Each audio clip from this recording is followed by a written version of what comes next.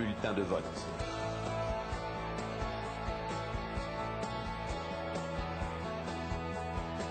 Bulletin de vote.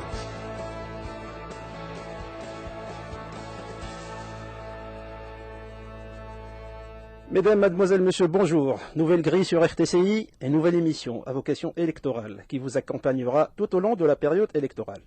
Jeannette Ouahalani côté micro, côté plutôt technique, Enis Moraï côté micro, pour vous présenter Bulletin de vote tous les lundis de 17h30 à 18h. Comme vous le savez, RTCI s'inscrit dans l'effort national de promouvoir les prochaines élections en Tunisie. Et c'est l'occasion, à travers cette émission, de recevoir les décideurs de cette joute, parmi les membres de l'instance, la société civile, ainsi que les intervenants les plus pertinents pour expliquer une situation, apporter un éclaircissement et s'arrêter sur les problématiques qui touchent de près ou de loin les élections de 2014, aussi bien en Tunisie qu'à l'étranger. Et pour ce faire, j'ai le plaisir d'accueillir aujourd'hui Madame Lamia Zergouni, membre du conseil de l'instance. Une petite mise au point, cependant, Madame Zergouni, il était question que le président de l'instance soit avec nous. Oui, sûrement, mais Monsieur Chefir Sarsar a dû s'absenter pour une mission de travail urgente et je le remplace. Et voilà. Soyez la bienvenue, nous Merci sommes pour tout autant ravis que vous soyez avec nous. C'est un grand plaisir de vous avoir pour la première de bulletin de vote. Et pour ceux qui ne connaissent pas Lamia Zergouni, ils ne sont pas majoritaires, je dirais. Lamia Zergouni est juge au tribunal de cassation, donc à la cour de cassation, avant de devenir donc élu au conseil de l'instance. Oui, sûrement. J'ai une vocation d'être, j'ai la vocation d'être juge avant, c'est une vocation avant d'être une profession. Et puis j'ai eu l'opportunité par le mandat qui m'a été attribué d'être membre à l'ISI actuellement. Et j'imagine que vous avez aussi une fine connaissance du droit, chose qui est primordiale au niveau de l'instance, au niveau de la loi électorale et au niveau de la Constitution également. Oui, sûrement. J'ai dû, moi aussi, moi, autant que juriste, suivre une très bonne formation en ce sens. J'ai suivi tout le processus qui a été adopté par l'ANC afin de promulguer la Constitution et puis la loi électorale également. On a contribué, entre autres, à donner certains avis sur des points concernant cette loi. D'accord. Question qui n'a rien à voir avec bulletin de vote ou avec le contexte électoral. Est-ce que vous aimez partir à Paris? Ah oui, sûrement. Ça sera avec plaisir. Eh bien, à Paris, c'est Walid Dachraoui, notre correspondant de RTCI, le journaliste Walid Dachraoui, qui est avec nous pour mesurer un peu la température des élections à l'étranger. On sait très bien que les élections à l'étranger donc, vont se dérouler également pour choisir 18 élus qui vont siéger dans l'Assemblée de représentants du peuple. Et puis, Walid Dachraoui est avec nous de Paris. Bonsoir, Walid. Bonsoir, Tunis. C'est Nice ici, c'est pas Tunis. Hein. Oui, mais je vous de Paris. Exactement, oui. Alors, Walid. Il ne pleut en ce moment. Hein. Ah, en Tunisie, il fait très beau. Ah, vous avez de la chance. Ouais. Alors, Walid, vous qui êtes journaliste et notre correspondant donc à Paris, est-ce que la campagne électorale est rentrée de plein pied dans cette période-là? Comment vous trouvez l'ambiance? Est-ce que vous avez mesuré un peu la température? Alors, la température est très basse à Paris, mais je ne sais pas si ça a un lien avec le fait que la campagne a du mal à débuter. Ici, à Paris, peut-être parce que la date d'ouverture de la campagne coïncidait avec l'Aïd ou avec le week-end, mais la campagne a débuté très timidement. Et je pense que sûrement les choses vont s'accélérer dans les prochains jours, parce que cette campagne va être courte et intense.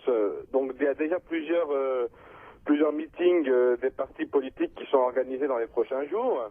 Et hier, parce qu'ils ne pouvaient pas hier à Paris, j'ai pu aller faire une petite balade dominicale dans le quartier de Belleville. D'accord. Vous connaissez le quartier de Belleville? Bien sûr, bien sûr. Là où beaucoup de Tunisiens y résident.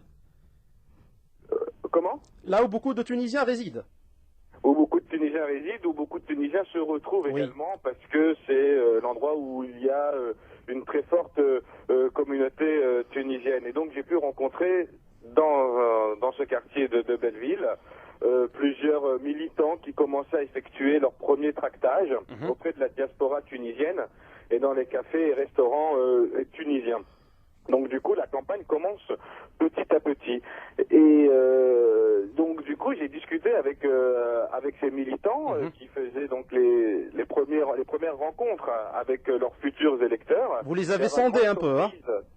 Et à ma grande surprise, les premiers échanges entre les militants et les électeurs ne concernaient pas le programme de leur candidat, mais plutôt l'organisation du scrutin. D'accord.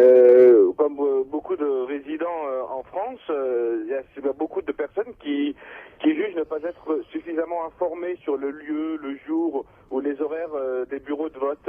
Il y a même une femme qui était à Belleville hier, qui réside dans l'est de la France, et puis qui était de passage à Paris, qui m'a confié avoir téléphoné à plusieurs reprises au consulat général de Tunisie en France afin d'obtenir des informations sur son bureau de vote. Et, les services consulaires n'ont pas pu lui répondre parce que vous savez, la France Nord, c'est pas juste Paris, c'est aussi d'autres villes, d'autres... Strasbourg, Lille, Tours, tout ça, oui. Tours, exactement, Nantes, Rennes, et donc du coup, c'est tous les Tunisiens qui vivent dans ces autres villes se sentent un petit peu délaissés par rapport aux Tunisiens qui sont à Paris, en région parisienne. Justement, Walid... Il y a beaucoup de questions autour, actuellement, donc toutes les questions sont autour de l'organisation du vote et du lieu où ils doivent se rendre pour aller voter. Walid, je voudrais juste vous poser une question par rapport donc aux préparatifs au sein de l'IRI, l'instance régionale pour les élections à l'étranger, France 1, qui se trouve place d'Iéna, je pense, donc le consulat général de France. Est-ce que vous avez sondé un peu l'opinion des membres des IRI? Est-ce que vous avez rencontré le président, c'est Mohamed Krir, par exemple? Je ne l'ai pas encore rencontré, mais je pense qu'il n'a pas pu me rencontrer non plus parce qu'il est très occupé. Il doit organiser donc ces élections et ouvrir des bureaux de vote dans toutes les villes de France, donc de la circonscription de France Nord. Et donc c'est vrai qu'il doit aussi trouver des assesseurs, des présidents de bureaux de vote. C'est toute une organisation et j'envisage de le rencontrer dans les prochains jours et je pourrais sûrement vous en parler la semaine prochaine, dans la prochaine chronique. Super, Walid, je vais vous laisser parce que j'ai besoin d'aller sur France Sud avec Moaz. Avant d'aller dans France Sud, je vous propose d'aller faire un petit tour dans le nord, à Lille, exactement. Vous connaissez Lille? C'est une ville où il y a une très forte communauté tunisienne. D'accord. Et à Lille, il y a donc une association qui s'appelle Alissa qui organise le premier débat entre candidats. C'est aussi le monde associatif qui va informer les électeurs sur le rôle sur le programme des candidats. D'accord. C'est une petite information en plus. Maintenant, je vous laisse de Lille et vous pouvez aller dans le sud.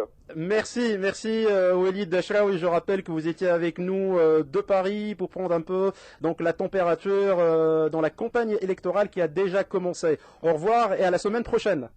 À la semaine prochaine. Madame Zargouni, donc comme vous venez de l'entendre, les préparatifs ne vont pas bon train comme vient de le dire Walid. Peut-être que les gens ne sont pas très informés là-bas à cause peut-être de la journée de l'Aïd, mais il faut rappeler aussi que la campagne électorale à l'étranger a commencé 3 jours avant la campagne électorale en Tunisie. C'est vrai, la campagne électorale à l'étranger, elle a commencé le 2 octobre. Cela correspondait peut-être à un mouvement de va-et-vient des Tunisiens résidant à l'étranger qui se sont rapprochés de leur famille ici en Tunisie à l'occasion de l'Aïd. On a été conscient de ça, mais on ne pouvait pas faire autrement puisque le calendrier électoral exigeait que les échéances se fassent ainsi, c'est-à-dire que la campagne électorale à l'étranger devait commencer le 2 octobre pour terminer le 22 octobre, c'est-à-dire un jour du scrutin qui commence à l'étranger le 24, du 24 au 26. 24, 25, 26. Octobre. On est conscient de ce fait. Alors, c'est vrai que l'ISI a préparé toute une vaste campagne de sensibilisation et de communication en ce sens, et destinée aux Tunisiens résidant à l'étranger. Cette campagne, elle va commencer de suite dans les chaînes internationales, principalement la télé et la radio nationale, et le rythme sera progressif et crescendo. Je pense que les Tunisiens trouveront quand même leur compte en ce qui concerne les informations. Il y aura des spots publicitaires, il y aura des spots d'incitation à se trouver le jour du vote au bureau de vote. Quant au problème logistique, c'est vrai que l'affectation des Tunisiens dans les bureaux de vote ne s'est pas faite comme en 2011, puisque le nombre de Tunisiens s'est accru depuis 2011. On a plus de nombre d'électeurs. 311 000, je pense. Oui, on a plus de nombre d'électeurs. On n'a pas pu de même récupérer tous les bureaux de vote qui nous ont été alloués en 2011. Il y aura principalement les centres consulaires. Oui. Et puis la liste a été établie quand même un peu plus tard que ce qu'on a prévu. Et puis il y a la contrainte de respecter un certain nombre d'électeurs devant chaque bureau d'élection. Ici en Tunisie, ce sera 600 électeurs. Bon, à l'étranger, puisque les élections vont se dérouler pendant 3 jours, respecter ce nombre, c'est pas difficile, mais il faut quand même avoir un nombre assez intéressant d'électeurs. D'accord. Maintenant, on va faire un petit saut de Paris jusqu'à Bordeaux. On nous attend donc Mouaz Harzi, journaliste également et correspondant de RTCI sur place. Bonsoir Mouaz. Bonsoir Sianis. Alors, la température, là, est-ce que vous avez écouté Walid Dachraoui nous dire que la température est un peu basse par rapport à la campagne électorale à Paris? Qu'en est-il dans le sud? Je crois que je vais me résoudre à dire la même chose. Température plutôt basse, ici dans le sud aussi. C'est très très timide. On n'a pas vu grand-chose pour l'instant.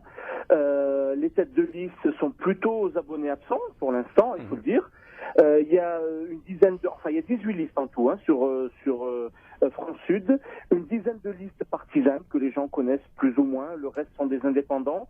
Alors c'est vrai que par rapport à Paris, au nord de la France, Paris, c'est Paris, la couronne parisienne et puis quelques petites villes. Ici, la circonscription est très très grande. Il y a ça va de Lyon, Marseille, Nice, Bordeaux, Toulouse. Montpellier, Montpellier, tout le sud de la France, exactement, tout le sud de la France. Donc, ce que l'on peut dire là pour l'instant, au jour à l'heure où je vous parle, c'est qu'il n'y a pas vraiment de grosse mobilisation. Les candidats nous disent qu'ils préfèrent jouer la proximité, faire du porte-à-porte, etc. Il faut savoir aussi que cette fois, au niveau législation, par rapport à l'ISI, les candidats font plus attention à leur compte de campagne. Il faut savoir que les distances sont très longues ici dans le sud de la France et donc peut-être que cela jouant aussi, ils n'ont pas envie d'exploser leur compte de campagne avec des déplacements irraisonnés, on va dire. D'accord. Certains partis, eux, jouent sur leur notoriété, les grands partis notamment, mais c'est vrai que c'est plutôt timide pour l'instant. D'accord. C'est peut-être la fête de l'Aïd. Les gens, comme le disait tout à l'heure Madame Zalgouni, ils étaient impliqués et peut-être aussi qu'on n'a pas encore vu les représentants des partis politiques se relayer sur les chaînes tunisiennes. Peut-être que dans les prochains jours, on va voir mieux donc ces apparitions-là. On va essayer d'être dans le bain, dans le vif des élections et comme ça, donc nous rentrerons directement dans la dernière ligne droite qui est toute proche, je dirais, Mouaz. Absolument, Anis. On va peut-être rentrer de plus en plus dans le vif du sujet, plus les jours vont arriver. Oui. Mais c'est vrai qu'il y a aussi il y a l'Aïd, vous l'avez dit il y a un petit instant, Anis, c'est vrai. Oui. Il y a aussi une grande campagne anti-islam qui se fait en France. Il faut savoir qu'on est dans une campagne anti-Daesh, notamment. Oui. Il y a une influence médiatique auprès des jeunes. Quand on sait que malheureusement, l'amalgame entre Daesh et l'islam est très préjudiciable à notre religion. Oui, c'est clair. Exactement. Il faut savoir que c'est vrai que ici, par exemple, les jeunes qui ont plutôt tendance, qui sont très motivés à voter, on va dire plutôt progressistes, et puis les anciens sont plutôt conservateurs. D'accord. Donc on entend souvent les jeunes qui parlent, oui, mais bon, voyez l'islam, voyez ce que ça. Bon, il y a tout ça aussi qui joue. C'est vrai que pour l'instant, on peut voir que ça va très doucement, très doucement. D'accord. On parle un peu dans les familles, on voit aussi dans les familles certains qui se disputent entre eux.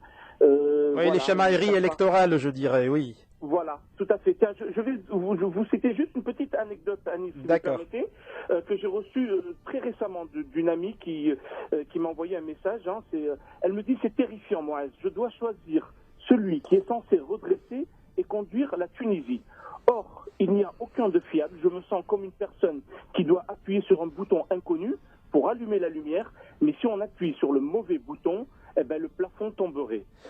Ça vous résume un petit peu. Oui, mais ce sont des appréhensions, mais sûrement qu'il y a des gens, lorsqu'on voit les programmes, peut-être qu'on va se retrouver donc dans quelques figures, je dirais, candidats, que ce soit à la présidentielle, que ce soit aux législatives. Je ne suis pas aussi pessimiste que cette dame ou demoiselle, mais je dirais que peut-être d'ici le début du scrutin, les gens vont se faire une idée par rapport donc à qui voter. Mouaz Harzi, notre correspondant de Bordeaux, je vous remercie infiniment pour ces éclaircissements. Et puis on se retrouve, nous, comme convenu, donc dans Bulletin de vote lundi prochain. À lundi prochain. Au revoir. Back to Life, c'est votre choix, Madame Zalgouni. Ah, vous préférez donc Céline Dion comme pour les chansons occidentales. Juste, je reviens avec vous par rapport à ce que vient de dire notre correspondant à Bordeaux, Mouaz Harzi, sur les élections. Il y a une sorte d'unanimité entre les deux correspondants en France, que c'est timoré, que c'est un peu donc en berne, hein, ce démarrage de la campagne électorale. Est-ce qu'il y a des difficultés? Oui, sûrement. Monsieur Dachaoui, aussi bien Monsieur Dachaoui que Monsieur Harzi ont évoqué un certain nombre de difficultés, peut-être qu'on pourra y justifier à juste titre.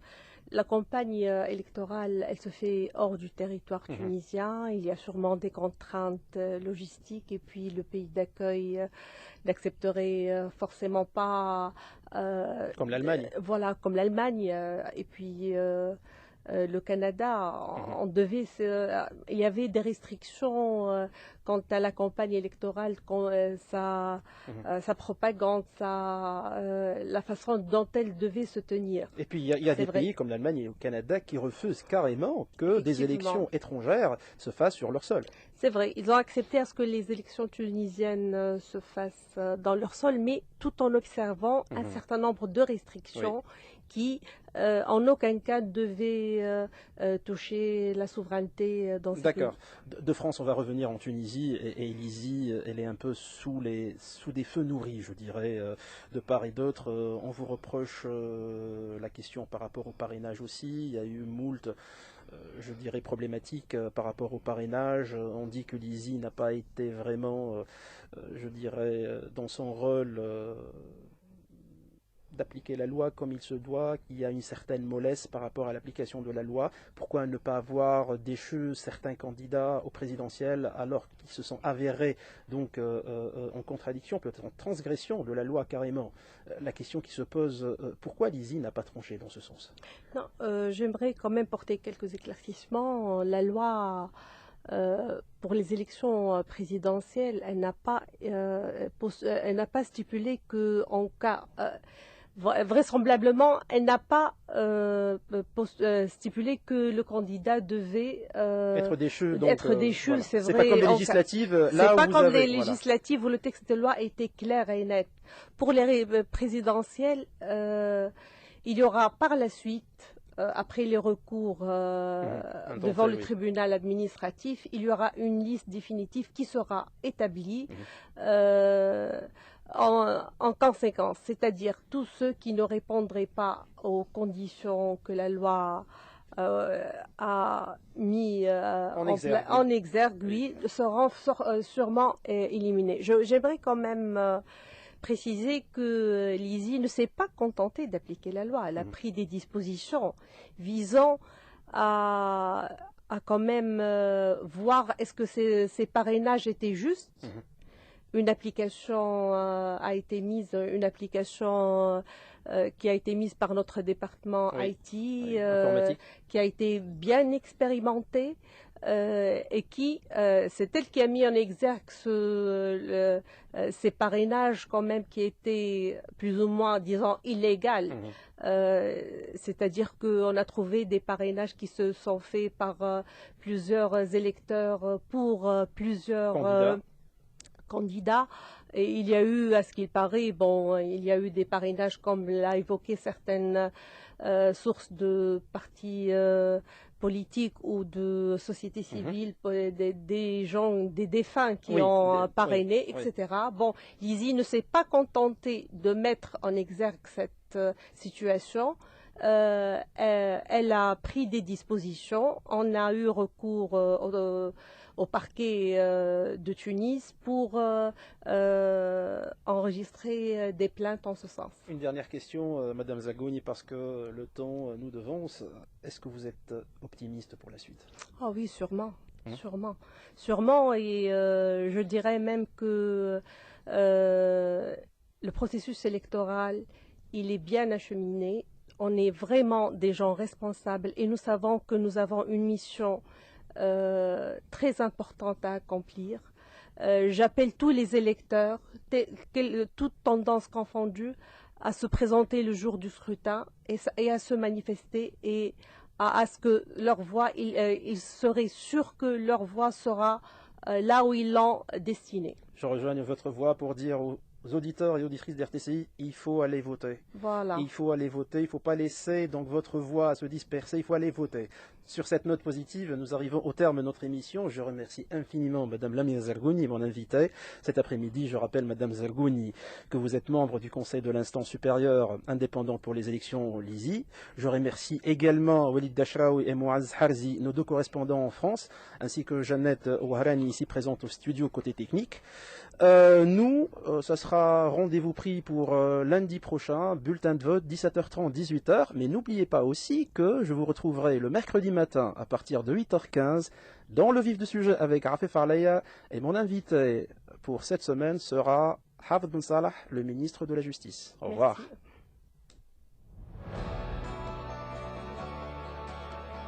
Bulletin de vote.